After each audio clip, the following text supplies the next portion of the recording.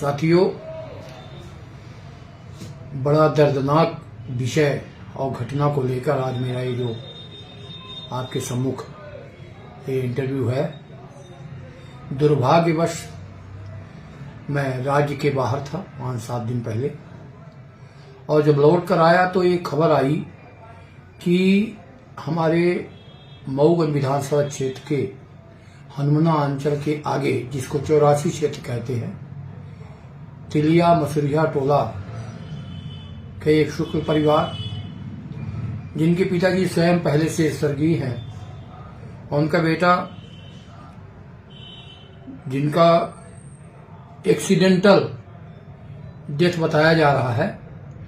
पूरे क्षेत्र में तनाव है, आक्रोश है, और लगातार जिस तरह से, मैं कोई जातिवादी बात नहीं करना चाहता हूं, पर जिस तरह से अब जातिवाद का जहर घुलकर समाज में सामने आ रहा है, जहां एक हो तो संतोष वर्मा का एक अलग बयानबाजी है, वो तो देश देख रहा है, पूरे प्रदेश देख रहे हैं, राज्यों के लोग देख रहे हैं। एक बड़े केडर का व्यक्ति की सोच भी सबके समक्ष आ गई है। तिलिया के शुक्ल परिवार का वो लड़का, जिसका नाम प्रदीप शुक्ला है, उसके पिताजी स्वर्गीय हैं। उसके 2 बेटे, एक सत्यम और दूसरा शिवम। शिवम 19-20 वर्ष का है, जो देवास में पॉलिटेक्निक की ट्रेनिंग कर रहा है। सत्यम लड़का 12वीं में पढ़ता है। और यह घटना दिनांक 9 दिसंबर के शाम की है।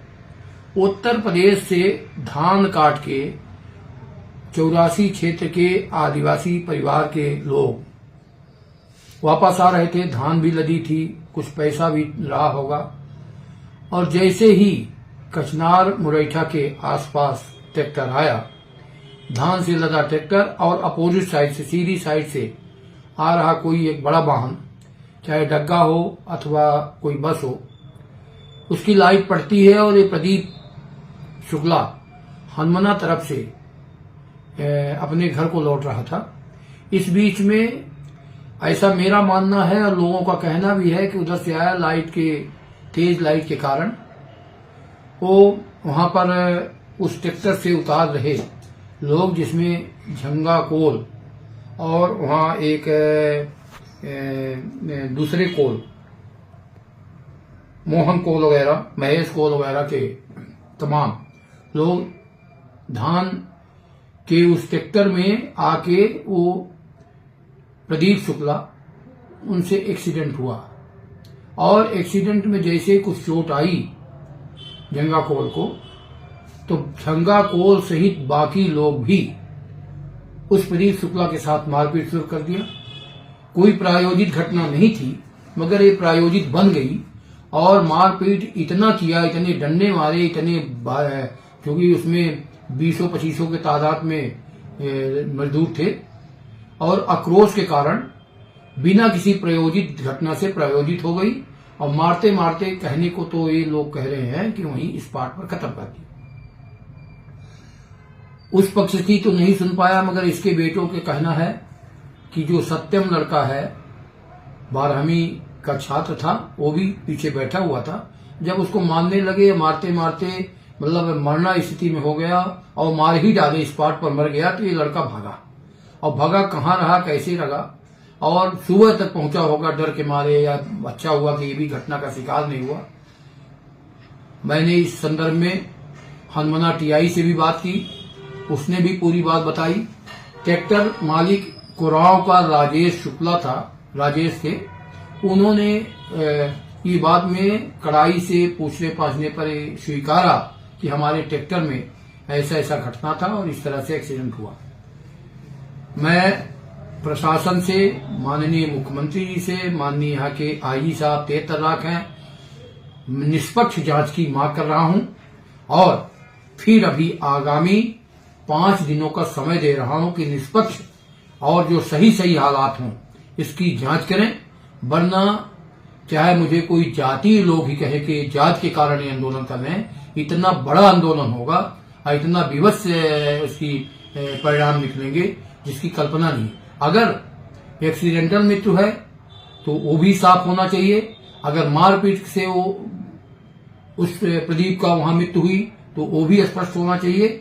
और इतना ही नहीं, उस पर कठोर दंडात्मक कार्रवाई, मृत्यु जैसे जो अंतिम प्रक्रिया है मनुष्य के शरीर की, मृत्यु के बाद भी अगर पुलिस प्रशासन या अन्य लोग या दबाव के कारण, और आपको ध्यान होगा कि गडरा कांड भी इसी तरह की घटना से प्रेरित था और उसमें एक सतना जिले का पुलिस इंस्पेक्टर और रीवा उस मऊगंज जिले का वहां पर गडरा कांड के एक द्विवेदी परिवार के लड़के को भी इसी तरह से कामोबेश मारकर उसको किया गया था। और इस घटना को राजनीतिक तौर बनाने के लिए लोग हाई कोर्ट तक भी याचिका लगाने में कोई पीछे नहीं लगे और ये कहते थे कि आदिवासियों के साथ न्याय नहीं हो रहा है, हरिजनों के साथ न्याय नहीं हो रहा। तो क्या ब्राह्मण के साथ अगर ऐसा घटना लगातार घट रही है तो इसका न्याय कहां से मिलेगा? और न्याय मिलेगा। मैं प्रशासन को भी चेतावनी दे रहा हूं, समाज के लोगों को भी कहना चाहता हूं अनुरोध के साथ कि अगर एक्सीडेंटल घटना है तो एक्सीडेंट का ही प्रकरण कायम हो, और अगर एक्सीडेंटल घटना नहीं है, ऑल ऑफ द सडन इस तरह से प्रायोजित बात बन गई और उसको मृत्यु के घाट उतार दिया गया, तो अगर कानूनी कार्रवाई, हत्या का प्रकरण इत्यादि इत्यादि नहीं लगता तो इस घटना को बहुत बड़ी घटना मानते हुए हम पूरी ताकत के साथ, क्योंकि मैं मऊगंज का पूर्व विधायक हूं, ये मेरी जिम्मेदारी बनती है।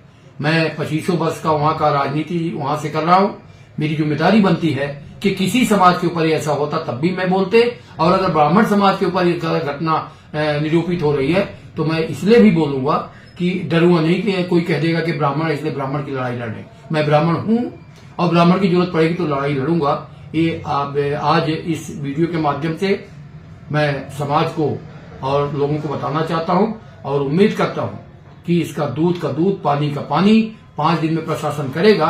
अगर इसमें लापरवाही बरती गई और कोई एक्शन नहीं हुआ तो एक बहुत बड़े रूपरेखा के लिए लोगों से अपील कर रहा हूं, जनहित के लोगों से अपील कर रहा हूं और मानवीय आधार पर अपील कर रहा हूं कि इसका एक आंदोलन खड़ा किया जाएगा और उस आंदोलन की परिणति जब तक न्याय नहीं मिलेगा उस परिवार को तब तक हम इसमें पीछे नहीं हटेंगे। बहुत बहुत धन्यवाद। बहुत गहराई और बहुत दुख के साथ, बड़ी आत्मा दुखी है कि अगर 45 साल का लड़का जिसकी गृहस्थी अभी कच्ची है, पिताजी उसके पहले नहीं रहे और इस तरह से उन बच्चों पर पहाड़ टूट पड़ा है, तो हम तो पूरी ताकत के साथ तन मन और जरूरत पड़ने पर धन भी लगाकर हम इस लड़ाई को लड़ेंगे।